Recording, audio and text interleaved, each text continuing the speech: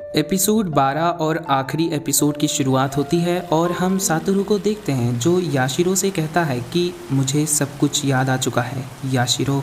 ये सुनकर याशिरो सातोरू को देखता है और एक स्माइल लेता है। कुछ देर के लिए दोनों थम से जाते हैं। फिर हमें कुछ दिन पहले का एक सीन दिखाया जाता है जहाँ सातोरू से मिलने के लिए केन्या और हिरोमी आए हुए थे।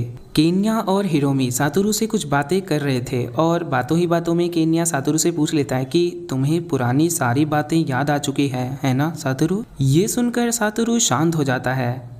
सातोरू को सब कुछ बहुत पहले ही याद आ चुका था और वो याशिरो को पकड़ना भी चाहता था, लेकिन उस बात को 15 साल बीत चुके थे और अभी तक तो सारे सबूत भी मिट गए होंगे। और सातोरू को ऐसा लग रहा था कि सातोरू की बातों पर कोई भरोसा नहीं करेगा। इसीलिए सातोरू ने सोचा कि किसी को कुछ ना बताना ही ठीक होगा। सातोरू की बात सुनने के बाद केन्या कहता है, 15 साल बाद मैंने जब तुम्हें जागते हुए देखा तो मुझे बहुत खुशी हुई। मैं तुमसे बहुत कुछ पूछना चाहता था लेकिन कुछ भी नहीं पूछा क्योंकि तुमने पहले ही बहुत कुछ सह लिया है। अभी तुम्हें आराम की ज़रूरत है सातोरू, लेकिन फिर भी तुम लड़ना चाहते हो तो ये जान लो मैं और हिरोमी हमेशा तुम्हारे साथ हैं। जब तुम बेहोश थे तो मैं और हिरोमी हमेशा तुमसे मिलने आया करते थे। तुम्हें देखकर हिरोमी ने डॉक्टर बनने का फैसला किया था और मैं अभी एक वकील हूँ। मैं और मिस्टर सवाड़ा अभी भी उस 15 साल पुरानी केस की तहकीकात कर रहे हैं। मुझे अब समझ में आ रहा है कि क्यों हम सब तुम्हारे जैसा बनना चाहते थे और तुम्हारी मदद किया करते थे, क्योंकि तुम हमेशा हम पर भरोसा करते थे। तुम्हें किलर वाली बात तो याद ही होगी। तुमने हम पर भरोसा करके हमें सब कुछ बता दिया था और फिर हमने भी तुम्हारी बातों पर यकीन किया था। केन्या की बातें सुनकर सातोरू को आयरी की बातें याद आती है और सातोरू को अपनी गलती का एहसास होता है कि वो इन सब से सच छुपाकर कितनी बड़ी गलती कर रहा था। और फिर सातोरू उन दोनों को बता देता है कि खूनी और कोई नहीं बल्कि याशिरो है।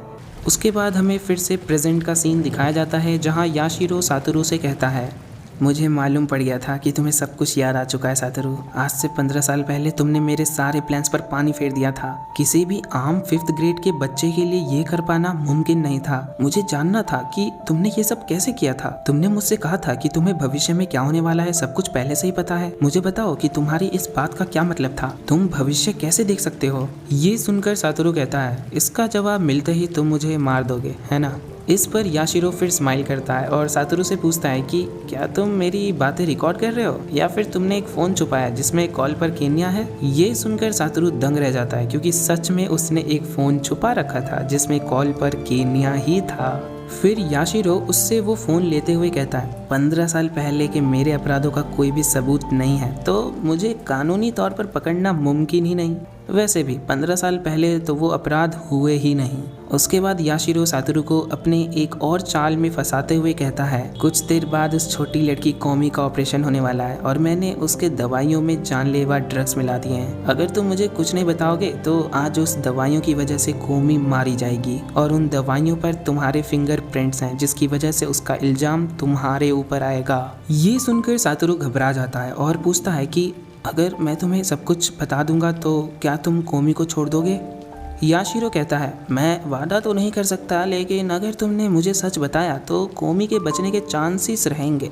इसीलिए तुम मुझे जल्दी से सब कुछ बता दो क्योंकि तुम्हारे पास ज़्यादा वक्त नहीं है। उसके बाद याशिरो कुछ देर तक सातोरू के बोलने का इंतज़ार करता है लेकिन सातोरू कुछ भी नहीं बोलता, जिससे याशिरो को लगता है कि सातोरू को भविष्य पता होने वाली बात के बारे में कुछ भी नहीं पता है। 15 साल पहले सातोरू ने बस उसे बहकाने के लिए ये बात कहा था। अब याशिरो सातोरू को छत से गिराकर मार देगा और सबको ये लगेगा कि कोमी के मौत से सातोरू डर गया और उसने छत से कूदकर आत्महत्या कर ली। याशिरो कुछ कहता उससे पहले ही सातोरू कहता है, अधूरी चीज़ों को पूरा करना ही जिंदगी है। ये सुनकर याशिरो कहता है, ये तो मेरी ही लाइन है। फिर सातोरू कहता है, उस दिन जब काइयो को लेकर जाया जा रहा था तो मैंने आपके चेहरे को बहुत गौर से देखा था। वो पल मेरे दिमाग में बहुत गहरी तरह से बस गया था।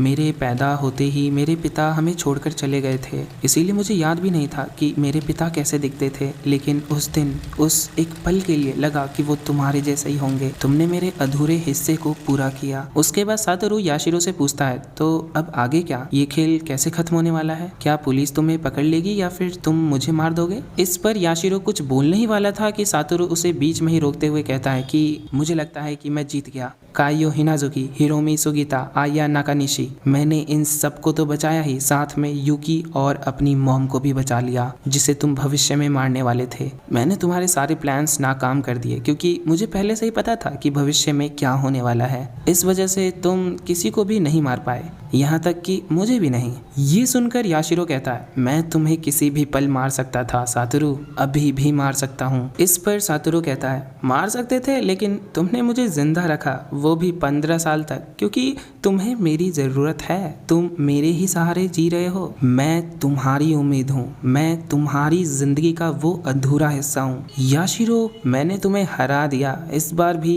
मैं ही जीतूंगा। इतना कहते ही सातोरू खुद से ही उस छत से कूदने के लिए जाने लगता है और जैसे ही कूदने वाला होता है कि पीछे से उसे याशिरो पकड़ लेता है और सातोरू कहता है, 15 साल बहुत लंबे थे ना, लेकिन मेरे लिए तो वो एक पल में ही गुजर गया।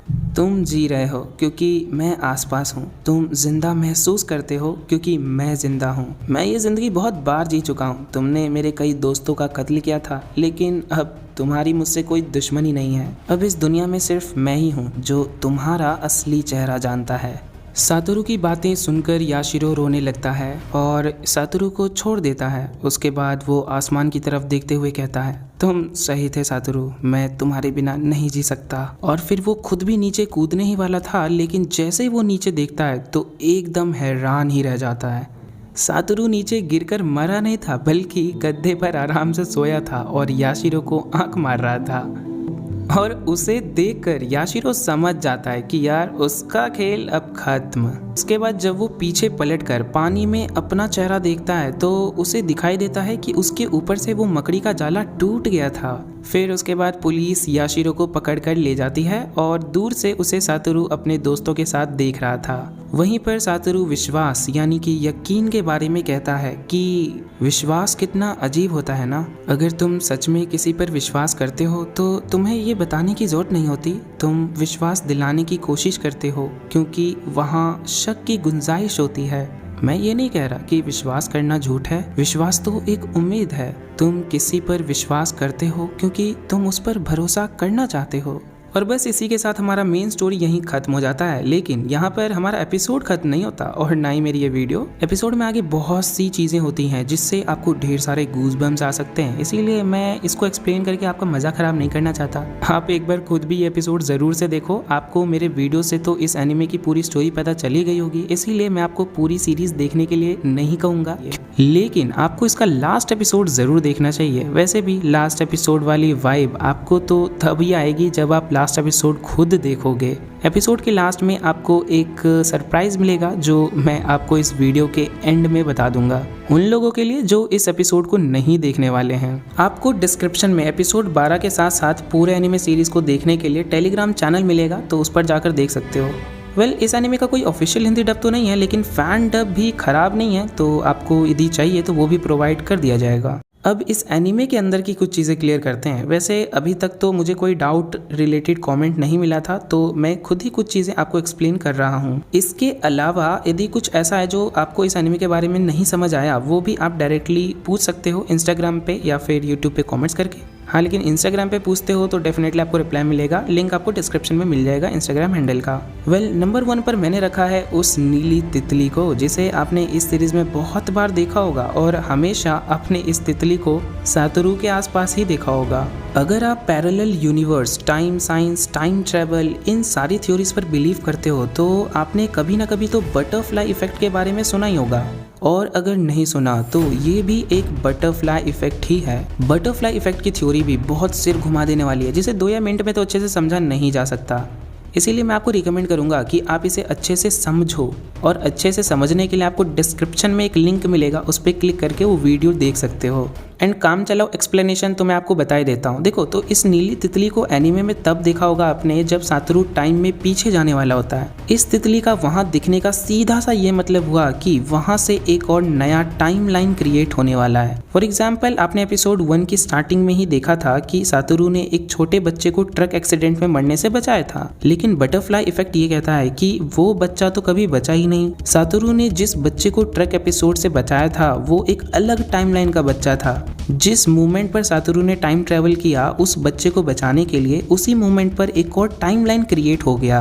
मतलब कि एक टाइमलाइन ये हुआ जिसमें वो बच्चा मर चुका है और एक दूसरा टाइमलाइन हुआ कि उस बच्चे को सातोरू ने बचा लिया। और ये जो टाइमलाइंस क्रिएट हुए थे सब सातोरू के डिसीजन की वजह से हुआ था, क्योंकि ये सब सातोरू के ऊपर ही था। अगर वो चाहता तो इस बच्चे को बचा भी सकता था और नहीं भी बचा सकता था। इतना समझने के बाद तो मुझे उम्मीद है कि आपको कुछ तो समझ आया होगा बटरफ्लाई इफेक्ट के बारे में। अब बढ़ते हैं नंबर 2 पर। तो दूसरे नंबर पर है आप सबके चहीते टीचर याशिरो। एनीमे देखते वक्त जब आपको पता चला होगा कि याशिरो ही सारे मर्डर्स कर रहा है तो आपने एक बार तो जरूर सोचा होगा कि आखिर याशिरो ऐसा कर क्यों रहा है। तो इसका सीधा सा जवाब है कि याशिरो एक साइकोपाथ था। मतलब कि वो एक साइको किलर था और साइको लोगों की मानसिकता का तो बस एक ही आदमी समझ सकता है और वो है साइकोलॉजिस्ट, जिसने साइकोलॉजी की पढ़ाई की होती है। अब ना तो मैं साइकोलॉजिस्ट हूँ और ना ही मैंने साइकोलॉजी की पढ़ाई करी है, इसीलिए याशिरो की मानसिकता मैं भी ठीक से समझ नहीं सका। मुझे बस इतना जरूर समझ आया कि याशिरो के अंदर 2 पर्सनालिटी थी।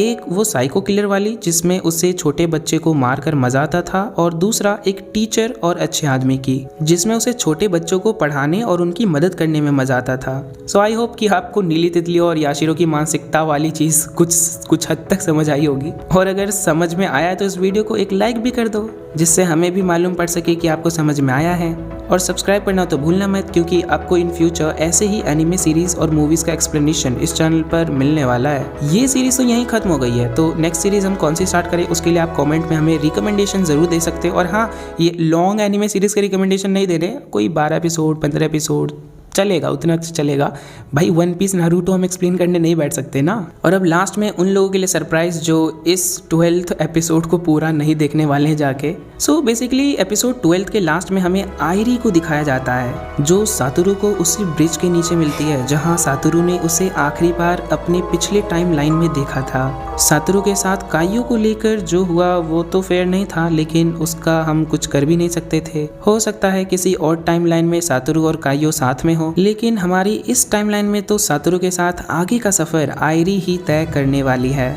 तो बस इसी के साथ हमारा ये एपिसोड और पूरे एनिमे का एक्सप्लेनेशन खत्म होता है। अब आपको इरेज्ड से रिलेटेड कोई भी वीडियो इस चैनल पर नहीं मिलने वाली है, जो कि मेरा एक डिसीजन है, लेकिन डिसीजन को बदला भी तो जा सकता है और बदले हुए डिसीजन को ही बटरफ्लाई इफेक्ट कहा जाता है। तो क्या आपको एक और टाइमलाइन चाहिए? यदि चाहिए तो कमेंट्स में बता के जाओ। For now it's the end of the video.